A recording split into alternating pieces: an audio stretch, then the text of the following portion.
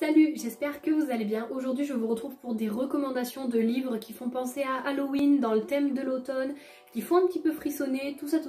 Donc j'ai sélectionné 5 livres, en réalité il y en a 6 mais il y en a un où on va très vite passer dessus.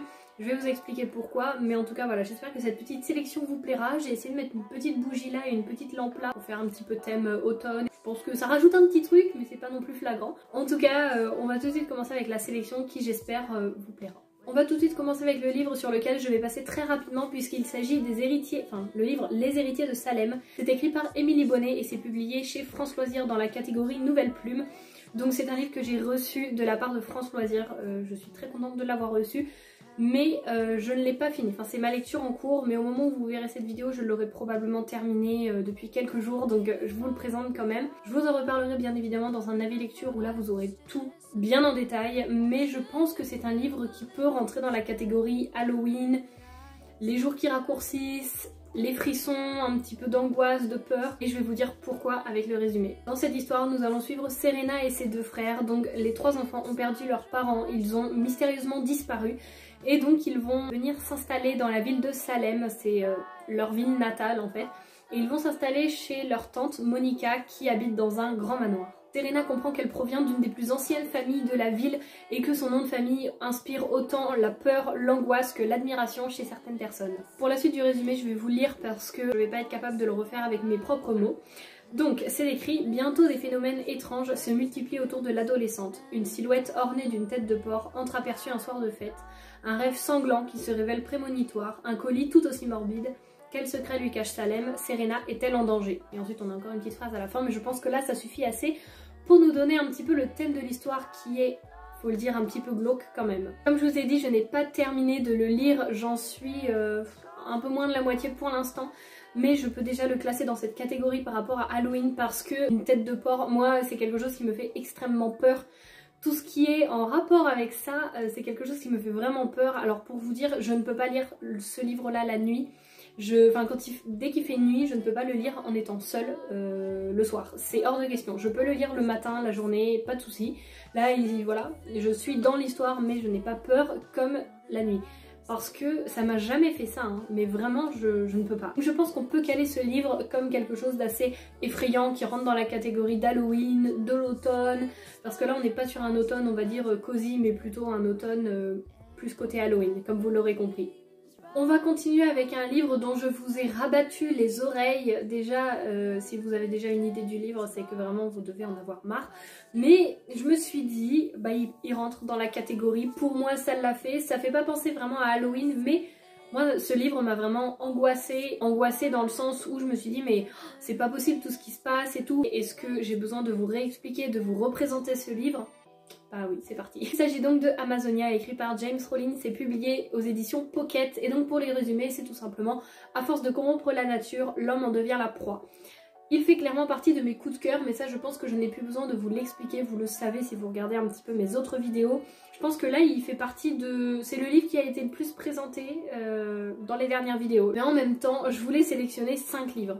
Et le 5e, je me disais, mais je sais pas quoi sélectionner, je n'en ai pas d'autres. Et donc j'ai vu lui, je me suis dit, ça pourrait rentrer, mais les gens en ont peut-être marre de ce livre-là. Mais ça rentre dans la catégorie, donc je l'ai mis. Promis, ça va être les dernières vidéos où vous le verrez. Vous le verrez dans ma vidéo des coups de cœur de l'année. Mais d'ici là, je sais pas trop. Mais en tout cas, voilà, si vous ne l'avez toujours pas lu, je sais pas ce que vous attendez parce que vraiment... ce livre a été un coup de cœur, je ne peux pas vous en dire plus. Si vous voulez voir mon avis en détail, allez voir l'avis lecture où j'en parle et même les précédentes vidéos, vous aurez mon avis dedans. Un thriller, le premier que j'ai lu, donc je pense que c'est aussi ça qui a fait que j'étais à fond, qu'en même temps j'avais un petit peu peur par rapport à toutes ces espèces, tout ce qu'on découvre dans cette forêt amazonienne. On flippe, moi j'ai clairement flippé avec les personnages et c'est pour ça que je l'ai classé dans cette catégorie un peu Halloween avec frisson, dans cette catégorie, dans ces petites recommandations on va dire. On va maintenant partir sur un genre complètement différent puisqu'il s'agit d'une romance. Oui, une romance que je vous recommande, donc que j'ai aimé. Mais parce qu'il y avait vraiment toute une histoire autour, c'était pas vraiment la romance le point central. Enfin quand même un petit peu, mais il y avait quand même plein de choses autour. Enfin bon bref, je vous le présente. Il s'agit du livre Les âmes liées, c'est écrit par Caroline Mertz et donc c'est un livre publié en auto-édition. Déjà, je vous le répète à chaque fois que je vous montre ce livre, mais il est pas... la couverture est juste trop belle. Donc voilà comment il est. L'autrice est également illustratrice.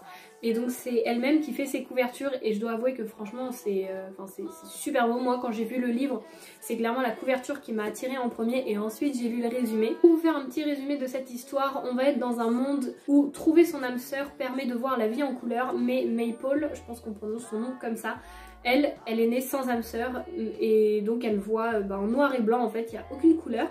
Mais un soir, elle découvre un acte d'achat sur lequel il y a son nom et elle n'en garde aucun souvenir. Pour elle, non, il n'y a jamais eu ça, mais son nom est quand même dessus. Forcément, Maple, elle n'a pas très envie d'aller dans ce manoir qui est bien évidemment celui-ci, mais elle n'a pas d'autre choix, donc elle va se lancer dans la rénovation de celui-ci.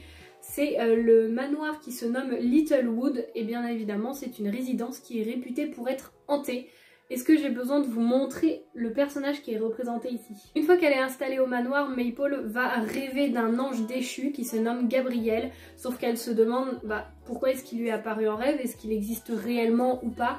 Et donc c'est cette partie-là qui va être un peu une romance. Mais vous voyez bien que tout autour il y a quand même un contexte, un manoir réputé pour être hanté. Et je vous avoue que pareil, quand j'ai lu ce livre, je me souviens encore de certains passages vraiment dans les détails et par contre moi ça me faisait flipper certaines descriptions de certains personnages, ce qui se passait. Je me suis dit oh non mais c'est horrible, mais les pauvres personnages, pourquoi est-ce qu'ils vivent ça quoi. C'est pour ça que je classe ce livre un petit peu dans les recommandations pour Halloween, automne. Mais franchement moi c'est un livre, ouais, il y a des passages où j'étais là, je fais ah ouais. C'est vraiment un livre que j'avais beaucoup aimé, que j'ai trouvé très construit. Il y a quelques passages quand même qui m'ont un petit peu gênée par rapport à l'ange déchu. Je vous dirai pas lesquels, mais en tout cas dans l'ensemble ça a été quand même une très bonne lecture puisque j'ai eu peur à certains passages. Mais le mieux, on a un retournement de situation à un moment. On se dit mais non, c'est pas possible. Tout ce que je lis, il y a tout un autre truc en fait qui se passe derrière. Je peux pas du tout vous spoiler là-dessus parce que ce serait, il y aurait plus aucun sens. Quand on sait à la fin le fin mot de l'histoire, on se dit mais c'est hyper bien mené, on s'en doute pas un seul instant. Et l'autrice, on voit un petit peu, nous on sait pas où est-ce qu'on va être mené, on se dit mais qu'est-ce qui va se passer après, mais on sent qu'on n'est pas perdu et que l'autrice mène bien son fil rouge de l'histoire. Et c'est quelque chose que j'ai trouvé hyper bien parce qu'on a autant la romance que le côté flippant du manoir, qu'un autre truc qui vient se superposer avec, et c'est quelque chose que j'ai beaucoup aimé et je peux que vous recommander ce livre pour cette période, surtout pour la période d'Halloween ou à lire le soir, c'est très bien. Mais en tout cas je peux que vous le recommander et encore une fois, mais regardez, autant le personnage là, je pense que c'est Maple qui est représenté, que le personnage là et la couverture, les couleurs, tout ça, franchement moi je trouve ça vraiment génial. Et au niveau de l'écriture, on est quand même assez aéré et c'est pas écrit trop petit, donc franchement lisez-le quoi. Maintenant je vais vous parler d'un livre où l'auteur, c'est obligé qu'il parle à tout le monde puisqu'il s'agit du livre La triste fin du petit enfant huître. C'est écrit par Tim Burton et donc c'est publié aux éditions 10-18. Moi je ne savais pas du tout que ce livre, je n'avais jamais entendu parler de ce livre, vraiment je ne le connaissais pas et je l'ai eu à Noël et je l'ai trouvé hyper bien. Vous voyez, sur chaque histoire on a la page, une illustration et on a l'équivalent à côté en anglais. Donc je trouve ça vraiment bien. Moi c'est vrai que je me suis entraînée. Je l'ai lu d'abord en anglais et après je lisais en français, voir si ça correspondait un petit peu. Vous voyez, on a des passages qui sont en couleur. Bon, c'est du Tim Burton, hein, donc ça va pas être tout mignon, tout rose, tout beau. C'est un petit peu glauque quand même. Alors vous voyez, hein, c'est vraiment, c'est pas du tout joyeux, c'est même un peu glauque. Mais c'est du Tim Burton. Comme ils disent dans le résumé derrière, c'est vraiment un livre qui mêle la tendresse et la cruauté, le macabre et la poésie. Vraiment par contre ça je trouve ça hyper beau. C'est vrai qu'entre la traduction, entre les phrases françaises et les phrases anglaises, on a parfois des termes qui changent, des termes qui ne sont pas les mêmes pour que ça puisse continuer à faire de la poésie et donc qu'il y ait les rimes. Dans l'ensemble, le texte autant anglais que français est très beau. On a l'histoire qui nous fait passer des messages, mais en même temps c'est assez macabre effectivement. Quand on voit la chute de certaines histoires, on se dit ah d'accord, bah ouais, bah pourquoi pas. Donc c'est vrai que c'est assez drôle d'un côté.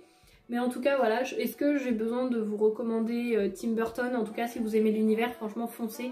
C'est un petit livre, ça se lit très rapidement puisque comme vous l'avez vu, il n'y a que quelques phrases, parfois il n'y a que 2 phrases, parfois il y en a un petit peu plus par page. En tout cas je pense que c'est vraiment un livre qui est très bien à lire en cette période d'automne d'Halloween. Pour le prochain livre, je vous l'ai déjà présenté dans la vidéo, il ne faut pas se fier aux couvertures, il s'agit du Voleur d'éternité, c'est écrit par Clive Barker. Oui c'est ça, et c'est publié chez Pocket dans la catégorie frisson, donc comme vous pouvez voir c'est une vieille édition. Pour ma part, comme je vous l'ai dit, hein, il ne faut pas se fier aux couvertures parce que c'est pas du tout un livre vers lequel je me dirigerais. Mais en fait c'est mon père, il l'avait dans sa bibliothèque et il m'a dit bah tiens, lui tu peux le lire, il te plairait. Je me suis dit ouais bon, à voir, de toute façon il est pas très long, il doit faire 250 pages, c'est écrit quand même assez gros, vous voyez, enfin... Franchement ça se lit très rapidement, moi je l'ai lu en une soirée donc vraiment il se lit très bien, c'est du jeunesse. Pour vous faire un petit résumé, on va suivre Harvey qui est un enfant qui en a marre de sa vie ordinaire où il ne se passe rien, c'est toujours la même chose, toujours la même routine et il n'en peut plus. Et il va découvrir une maison extraordinaire qui semble être là juste pour lui permettre de s'amuser avec ses amis, de vivre des jours où tout le temps, tous les jours c'est la fête, où il peut s'amuser, faire vraiment ce qu'il veut. C'est écrit un lieu où tous les jours sont fêtes, tout y est magnifique jusqu'au moment où l'on cherche à s'en évader et où le rêve se transforme en un terrifiant cauchemar. Je vais vous lire également le petit passage qui est juste ici puisque je pense que ça donne un petit peu l'ambiance aussi du livre. La curiosité d'Harvey était plus forte que sa peur. Il s'avança comme si la caisse était une bête endormie. Plus il s'en approchait, plus il trouvait qu'elle ressemblait à un cercueil. Mais quel genre de cercueil ferme-t-on avec un cadenas? C'est pas non plus de l'horreur. Mais c'est vrai que quand on découvre certaines choses, et surtout cette maison, qu'est-ce que c'est en fait? Cette maison qui a l'air d'être un paradis, qui a l'air d'être géniale. Je peux que vous recommander cette histoire parce que moi je ne m'attendais à rien et je l'ai vraiment adorée. En plus il n'y a pas que ça puisqu'il y a quelque chose par rapport au temps, si je peux vous dire juste ça, avec le titre qui est Le voleur d'éternité. On se rend bien compte qu'il y a un rapport au temps puisque le titre a bien sûr une signification. Moi j'ai trouvé ce livre extrêmement bien, alors il ne va pas faire peur comme j'ai pu avoir peur ou je peux avoir peur avec ma lecture en cours, mais en tout cas rentre parfaitement dans la catégorie Halloween, automne Halloween. Pour le dernier livre de cette vidéo, recommandation automnale Halloween, c'est un livre que j'ai adoré, qui fait partie de mes coups de cœur 2020 et que j'ai envie de donner envie aux gens de le lire à chaque fois parce que c'est vraiment un livre que j'ai adoré. J'en parle pas beaucoup mais c'est vrai que pour moi ça a été un énorme coup de cœur. Il s'agit du livre Lune rousse, donc c'est Les loups-garous de Tierce-Lieu. C'est écrit par Paul Béorn et Silène Edgar et c'est publié dans la maison d'édition Castelmore. Pour le résumé, je vais juste vous lire les premières phrases. C'est écrit: l'une vit le jour, l'autre vit la nuit. En 1846, un soir d'automne, le ciel est rouge au-dessus du village de Tierce-Lieu. Pour moi, il y a juste besoin de ça parce que tout le monde connaît le jeu Les loups-garous de Tierce-Lieu. C'est le livre qui s'inspire un petit peu de ce jeu et donc j'avais vraiment envie de le lire. Il était dans la pile à lire de mon père. Au final, je l'ai lu et mon père ne l'a jamais lu, mais il le tente plus trop maintenant. Je ne m'attendais pas à adorer autant ce livre. On a toute une histoire avec une grand-mère un peu sorcière, avec, comme vous pouvez le voir, un masque de renard, un masque de loup, deux amis. En plus, dans le résumé, l'une vit le jour, l'autre la nuit. Donc celui-ci fait vraiment penser à l'automne, puis même à Halloween, avec la forêt et les petits villages aussi. En plus de ça, on a une malédiction qui arrive sur le village de Tierce-Lieu pour un personnage. Donc toute l'histoire va se créer autour de ça, les personnages qui découvrent leur rôle. Dans l'ensemble, c'est vraiment un livre que j'ai adoré. J'aimerais beaucoup le relire. Je ne sais pas encore quand, mais c'est vrai que c'est un livre que j'ai adoré. Et puis regardez, les en-têtes de chapitres sont quand même très belles.